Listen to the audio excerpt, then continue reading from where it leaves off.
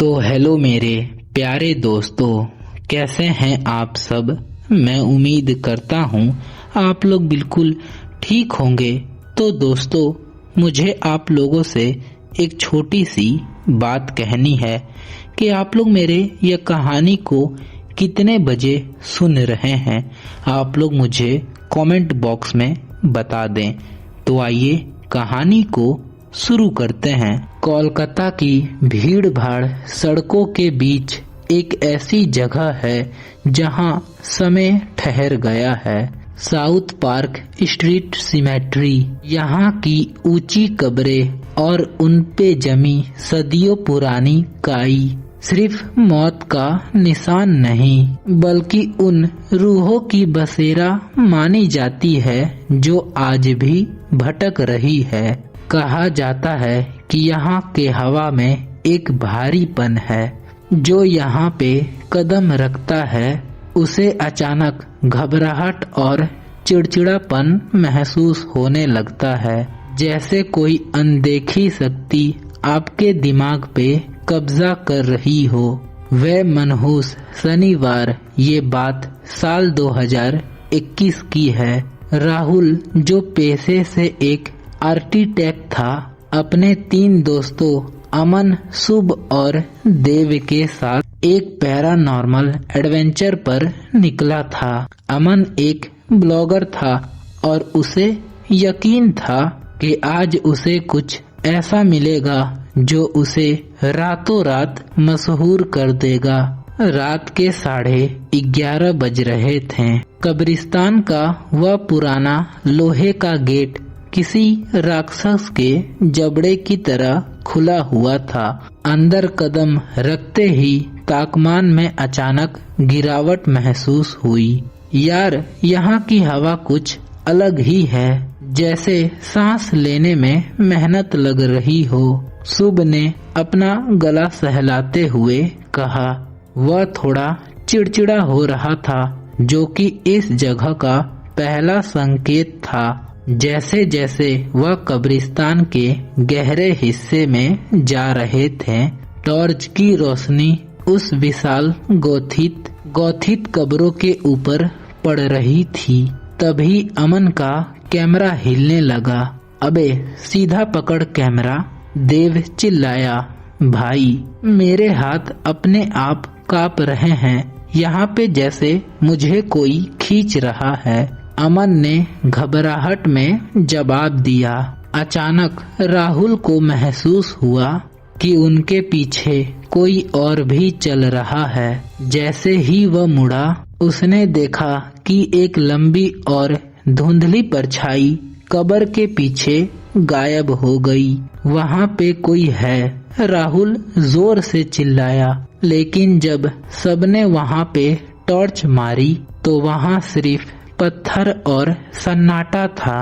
पर उस सन्नाटे में एक अजीब सी फुसफुसाहट, विस्परिंग तैर रही थी, जैसे कोई पुराने अंग्रेजी में धीरे धीरे विलाप कर रहा हो। वह चेहरा और वह रूह। वे कब्रिस्तान के उस हिस्से में पहुंच गए जिसे सबसे पुराना माना जाता है। वहाँ के पेड़ इतने घने थे कि आसमान का चांद छिप गया था।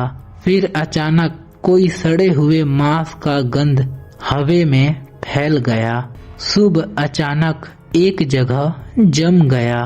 उसकी आंखें फटी की फटी रह गई। उसने कांपते हुए हाथ से सामने की ओर इशारा किया। एक पुरानी टूटी हुई कब्र के ऊपर एक आकृति बैठी थी। टॉर्च की रोशनी जैसे ही उसके ऊपर पड़ी, सबकी रूह कांप गई। वह एक औरत थी जिसके शरीर पर फटे हुए पुराने जमाने के कपड़े थे। उसका चेहरा पूरी तरह सफेद और धसा हुआ था, लेकिन उसकी आंखें, वह सिर्फ 2 गहरी काली गुफाएं थीं जिसके अंदर कोई रोशनी नहीं थी। वह उनकी तरफ देख नहीं रही थी, बल्कि अपने गर्दन को धीरे धीरे 180 डिग्री पे घुमा रही थी। उसकी हड्डियों के चटकने की आवाज सन्नाटे को चीर रही थी।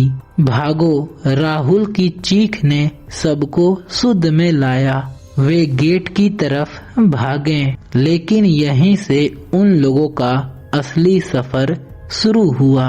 वे जितना तेज भागते, घूम फिरकर उसी औरत के कब्र के पास पहुंच जाते।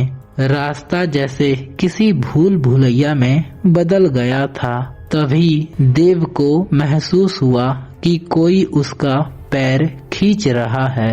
वह मुंह के बल गिरा। जब राहुल उसे उठाने गया तो उसने देखा कि देव के पीठ पर 5 काले गहरे नाखूनों के निशान थे, जिनसे खून गिर रहा था। फिर हवा में एक भारी आवाज गूंजी, तुम लोग यहाँ के नहीं हो। वह आवाज किसी एक गले से नहीं, बल्कि ऐसा लग रहा था कि सैकड़ों मुर्दे एक साथ बोल रहे हों। शुभ घुटने के बल बैठ गया और अपना सिर पकड़ लिया। उसे अजीब अजीब चेहरे दिखने लगे थे, रोते हुए बच्चे और जलते हुए सिपाही, और वे तमाम लोग जो महामारी के वक्त यहाँ पे मर के दफन हुए थे।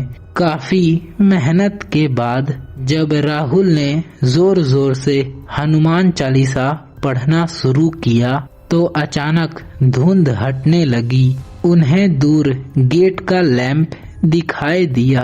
वे अपनी जान बचा के बाहर के ओर भागे और तब तक नहीं रुके जब तक वे मुख्य सड़क के रोशनी में नहीं आ गए।